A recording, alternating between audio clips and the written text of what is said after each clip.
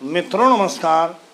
पावन ज्योतिष प्रपात यूट्यूब चैनल पर आप सबका स्वागत है।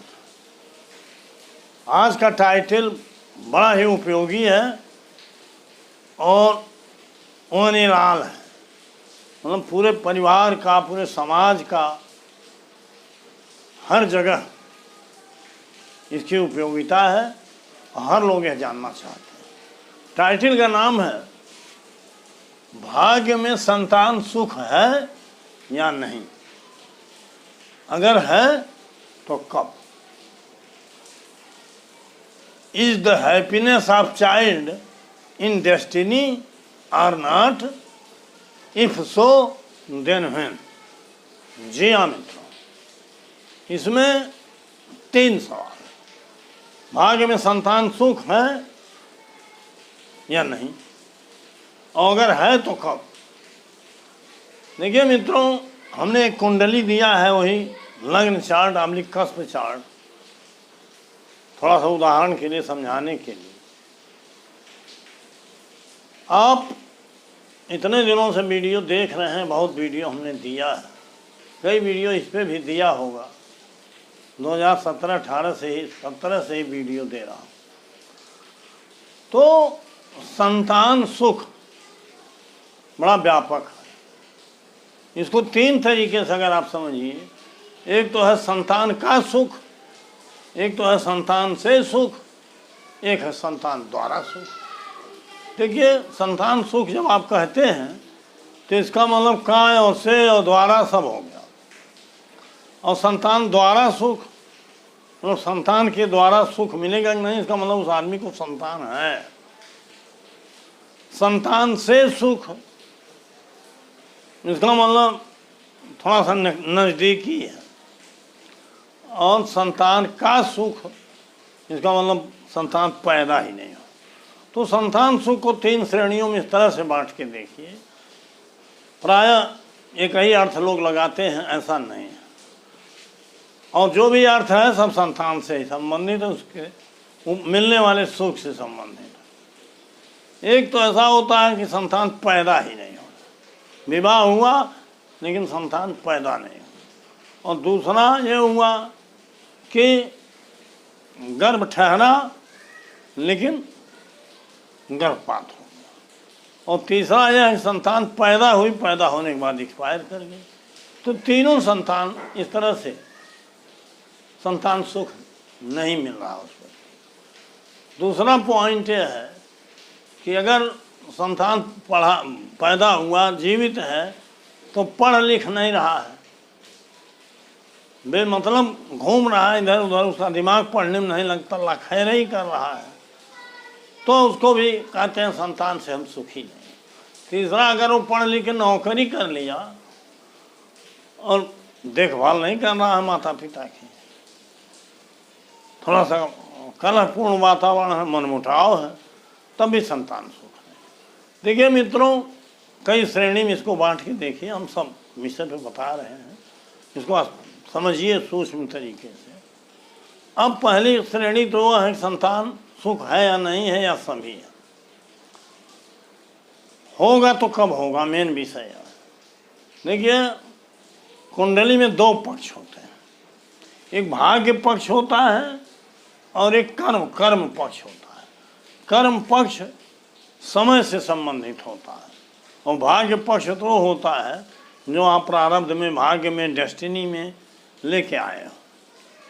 इसमें देखिए पंचम भाव, कुंडली का पंचम भाव, ये भाव, इस कुंडली का पंचम भाव का उप नक्षत्र स्वामी, ये सब लॉर्ड, कस्पल सब लॉर्ड से देखा जाता है। कस्पल सिग्निफिकेटर अर्थात कस्प भाव कुंडली जो है ये होती है कस्पल सिग्निफिकेटर। और एक प्लैनेट्स होते हैं, ग्रह होते हैं, जो उनका भी सिग्निफिकेटर देखा जाता है। लेकिन कस्पल चार्ट में, कस्पल कुंडली में हम केवल सब लॉर्ड को देखते हैं, उप नक्षत्र स्वामी को। जैसे प्रथम भाव संबंधित कोई विषय है तो प्रथम भाव का उप नक्षत्र स्वामी या सब स्टार लॉर्ड या सब लॉर्ड क्या कह रहा। पंचम से देखना है तो पंचम का उप नक्षत्र स्वामी या पंचम भाव का उप नक्षत्र या पंचम का सब लॉर्ड क्या कह। इसी तरह से हर भावों में आप जानते हैं। तो पहली बात सिग्निफिकेटर आप जानते हो, और अगर प्लैनेट्स सिग्निफिकेटर देखना होगा तो उसमें ग्रह का स्वयं कौन सा दायित्व मिला है, किस भाव में है, किस भाव में उसकी राशियां हैं, उसके नक्षत्र का स्वामी किस भाव में है, किस भाव में उसकी राशियां हैं, और उसके उपनक्षत्र का स्वामी किस भाव में, किस भाव में उसकी राशियां हैं, और उस उपनक्षत्र के नक्षत्र का स्वामी किस भाव में, किस भाव, इस तरह से उसमें 4 स्टेप हो जाता है ग्रह में। लेकिन ये कसपल में 2 स्टेप होता है, सब लाड़ उस भाव का और उसका नक्षत्र। तो ये कसपल से पहले देखिए, कसपल समलाड़ अगर पंचम भाव का कसपल समलाड़ 5, 2, 11 इन भावों का सिग्निफिकेटर है। नक्षत्र के माध्यम से है तो दी बेस्ट, नहीं तो अपने में ही आया है तब भी अच्छा। 5 इसलिए कि 5वां संतान पक्ष है, द्वितीय इसलिए कि द्वितीय कुटुंब का स्थान है, जब संतान होता है तो कुटुंब वृद्धि होती है, ये वृद्धि स्थान है तो द्वितीय ले लिया गया। और 11वां इच्छा पूरक, बहुत छोटा सा इसका नियम है, 5, 2, 11 प्रमुख भाव 5 है, सहायक भाव 2, 11 है। तो पंचम का समलाड़, पंचम भाव का उपनक्षत्र स्वामी अगर 5, 2, 11 बता रहा है, अर्थात 5, 2, 11 में से कोई भाव बता रहा है, तो संतान का योग है, संतान सुख का योग है। अब यही चीज प्रश्न कुंडली से भी आप देख सकते हो, हूबहू वही, लेकिन प्रश्न कुंडली में पंचम का समलाड़ बकरी ने हो या बकरी ग्रह के नक्षत्र में हो, थोड़ा अंतर हो जाता है। अगर सब भाव 5, 2, 11 आया भी हो, अगर बकरी है, बकरी के नक्षत्र में है तो सब ठीक नहीं। तो प्रश्न कुंडली में अंतर यही है। और अगर संतान पैदा होगी कि नहीं होगी, उसका सुख मिलेगा कि नहीं, ये माता की कुंडली, माता से प्रश्न बनाया जाए, प्रश्न कुंडली तैयार करना है तो संख्या उससे लिया जाए प्रश्न कुंडली। ये विषय बता दिया। अब आते हैं संतान सुख है या नहीं। अगर नहीं है, 5, 2, 11 नहीं आया है तो नहीं है संतान, तो समय आने पर भी संतान नहीं होगी। कभी कभी स्थिति ऐसा किसी किसी के जीवन में आए, लेकिन प्रायः 5, 2, 11 में से कोई भाव मिल ही जाता है, नहीं सीधे मिलता तो दृष्टि द्वारा मिल जाता। तो मान लीजिए है, अब है तो कब मिलेगा वो संतान सुख। देखिए, जिस भी ग्रह की महादशा चल रही है उसमें अगर 5, 2, 11 आया है किसी भी की महादशा, देखिए एक साथ एक चीज और बता दें, ये 5, 2, 11 ये तो संतान सुख के भाव हैं, लेकिन इनके विरोधी भाव हैं। यही विरोधी भाव सुख में बाधा पैदा है। पंचम में सबलाड़ में भी आए होंगे कसपल, या दशा में ही आया, तो ये विरोधी भाव का पंचम का व्यय स्थान चौथा और द्वितीय का व्यय स्थान पहला और 11वें का व्यय स्थान 10वां, अर्थात 4, 1, 10 और कुंडली का 8वां और 12वां, 8 और 12 ये विरोधी भाव है संतान के लिए।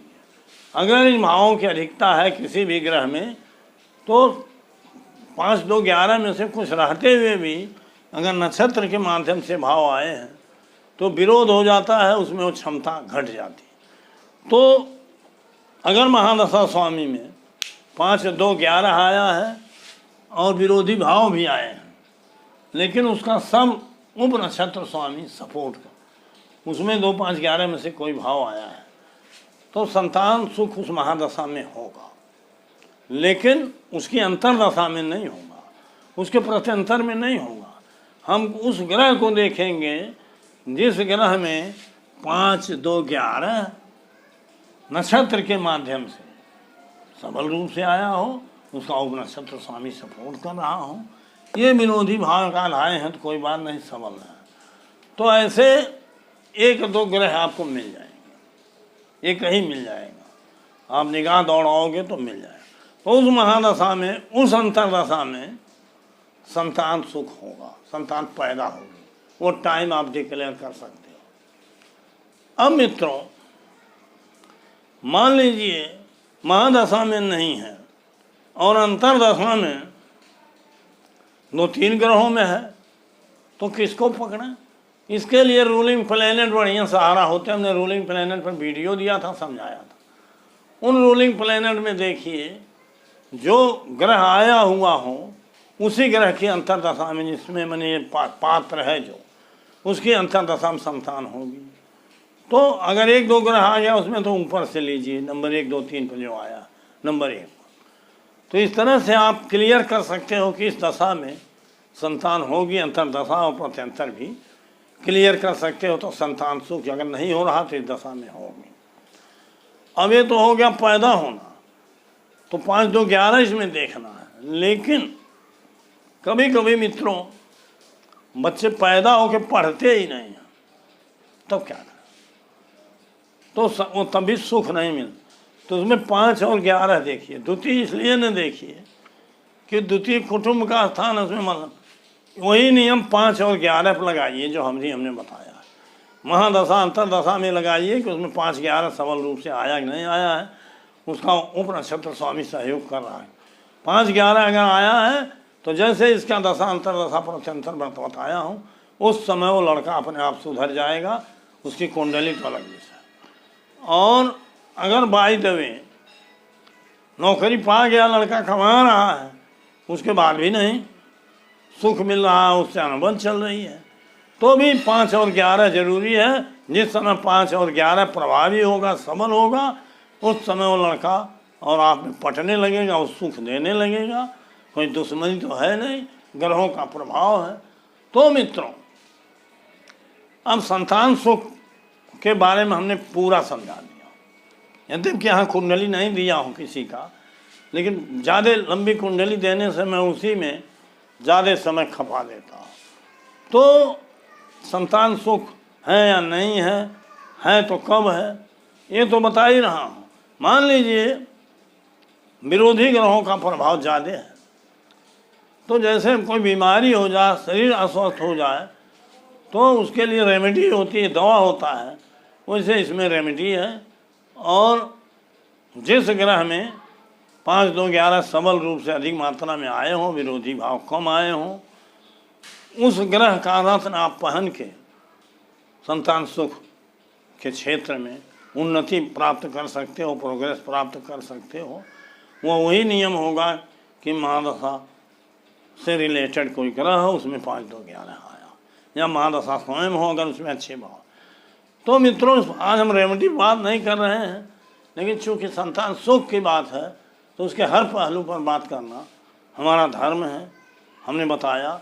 और साथ ही रोज़ मैं पहले बता देता था कि अगर मेरे चैनल को अब तक सब्सक्राइब नहीं किए हैं तो नीचे सब्सक्राइब बटन दबा के सब्सक्राइब कर लीजिए, बेल आइकन जो आती है उसे पुश कर दीजिए, आल के बटन पर क्लिक करिए। अगर वीडियो पसंद है तो लाइक कर दीजिए, मित्रों को शेयर कर दीजिए कि वो भी देखें, और एक साथ और बढ़िया सा कमेंट मैं रोज़ आकर रखा, प्यारा सा कमेंट जरूर दे दीजिए, मेरा मनोबल बढ़ता है। साथ ही वीडियो को अगर स्किप कर दिए, स्किप करके भगा के देख रहे हैं तो फिर से देखिए। भगा के देखने से कोई नियम पल्ले नहीं पड़ेगा। एक चीज़ और बता दे रहा हूँ, कोई भी समस्या हो, मैं एकदम मेरा वीडियो देखिए, मैं सटीक नियमों के अनुसार बताता हूँ, कोई उसमें लाग लपेट नहीं, और मैं इस नाते बताता हूँ कि बस हज़ारों लाखों की संख्या में सब्सक्राइबर और व्यूअर हो जाए, कोई झूठी बात लगा के मैं कुछ नहीं बोलता। मैं कुंडली का परामर्श भी देता हूँ। अगर आप लोगों को ज़रूरी हो तो मैंने डिस्क्रिप्शन में अपना लिंक दे दिया है, व्हाट्सएप या फ़ोन से संपर्क करके अपने कुंडली का परामर्श भी प्राप्त कर सकते हैं। तो मित्रों अब वीडियो लंबी हो रही है, टॉपिक का संदर्भ ख़त्म ही हो गया है, तो बंद कर रहा हूँ आज का टॉपिक। दूसरे दिन फिर मिलूँगा आपसे इसी रूप में। बहुत बहुत धन्यवाद, हार्दिक शुभकामनाएं।